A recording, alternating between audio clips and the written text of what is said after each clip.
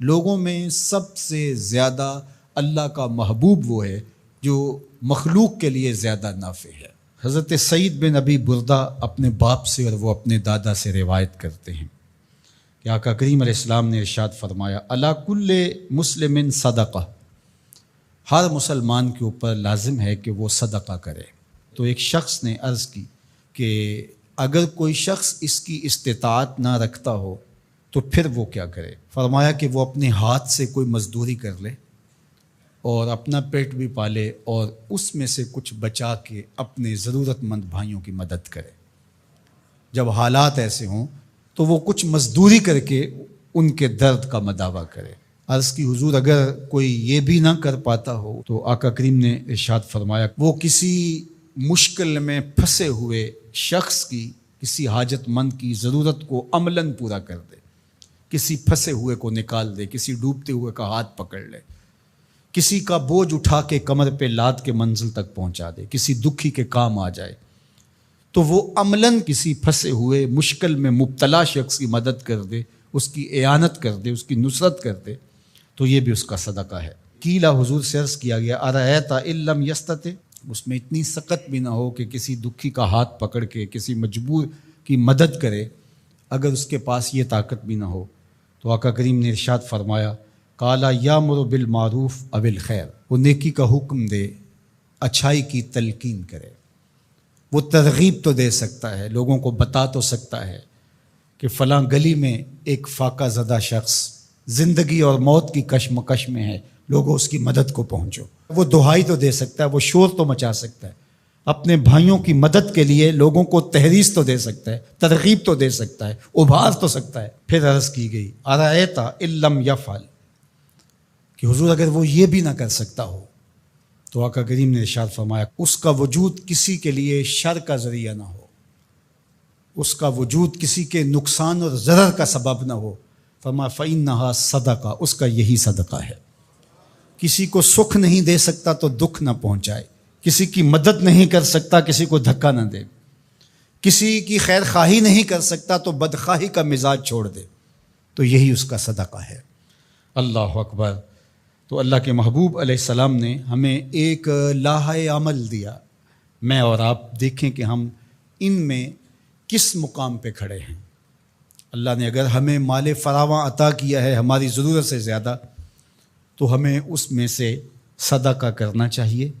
دل کھول کے صدقہ کرنا چاہیے۔ حضور علیہ السلام نے 3 چیزیں قسم کر کے کہیں کہ میں محمد صلی اللہ علیہ وآلہ وسلم اللہ کی قسم کر کے کہتا ہوں ما نقصا مال عبد من صدقہ، صدقے سے مال کبھی کم نہیں ہوتا۔ اور سنو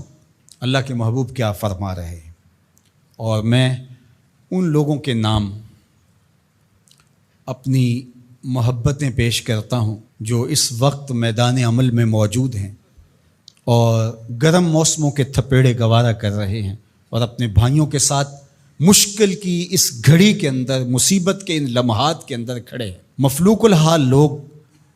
اپنی غربت، لاچاری، بیماری، بھوک، ننگ افلاس کی وجہ سے بعض اوقات تہذیب بھی کھو بیٹھتے ہیں، لیکن اس کے باوجود اس پہ صبر کرنا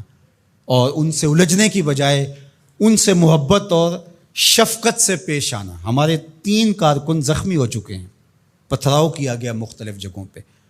اور یہ پرسوں تو رینجر نے ہمارے دوستوں کو نکالا، لیکن اس پر تکلیف ضرور ہوئی، لیکن غصہ اس لیے نہیں ہے،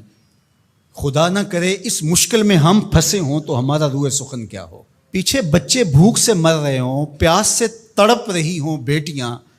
تو انسان لڑنے کو آئے گا، انسان الجھ پڑے گا۔ تو دوستوں نے کہا کہ ٹھیک ہے، قریبی علاقوں کے اندر آپ یہ جو ٹرک وہاں آپ کے پاس موجود ہے بانٹ کے آ جائیں، سامان سے زیادہ جانیں اہم ہیں۔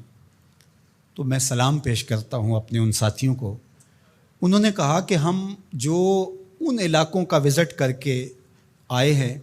جہاں ابھی تک کوئی مدد نہیں پہنچی اور 5-5 6-6 دن سے وہ لوگ بھوک میں تڑپ رہے ہیں، تو جو بھی ہوگا ہم مشکل سہ کر بھی ان تک پہنچنے کی کوشش کریں گے۔ اللہ ان کی حفاظت فرمائے، ان کی مدد فرمائے، ان کی نصرت فرمائے۔ اب سنیے حضور نے کیا ارشاد فرمایا، یہ میرے ان دوستوں تک جب میسج پہنچے گا تو ان کو بہت تسکین ہوگی۔ آقا کریم علیہ السلام نے ارشاد فرمایا کہ میں اس مسجد میں یعنی مدینہ المنورہ کی اس مسجد یعنی مسجد نبوی میں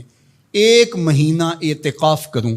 اس سے زیادہ محبوب رکھتا ہوں کسی مومن کی حاجت کو جا کے پورا کروں۔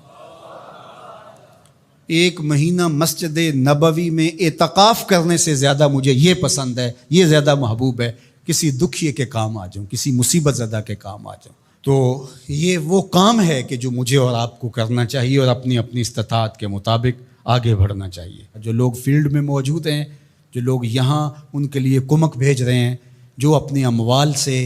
اور اپنے کردار سے اس کام کے فروغ کا ذریعہ بن رہے ہیں، اللہ سب کو بہتر صلہ اور جزائے خیر عطا فرمائے۔ میں پنجاب، سندھ، بلوچستان اور KPK کی پولیس کا بھی شکریہ ادا کرتا ہوں، بہت جگہوں پہ انہوں نے ہماری مدد کی، اور رینجر کا شکریہ ادا کرتا ہوں جنہوں نے بہت جگہوں پر ہمارے کارکنوں کو حفاظتی حصار فراہم کیا، اور اس وقت بھی وہ ہمارے دوستوں کے ساتھ چل رہے ہیں۔ اللہ سب کو جزا دے، پاک فوج کو قدم قدم پہ خیر عطا فرمائے۔ مشکل کی اس گھڑی میں جو بھی ان مجبوروں کے ساتھ کھڑا ہے، اللہ اس کی مدد فرمائے۔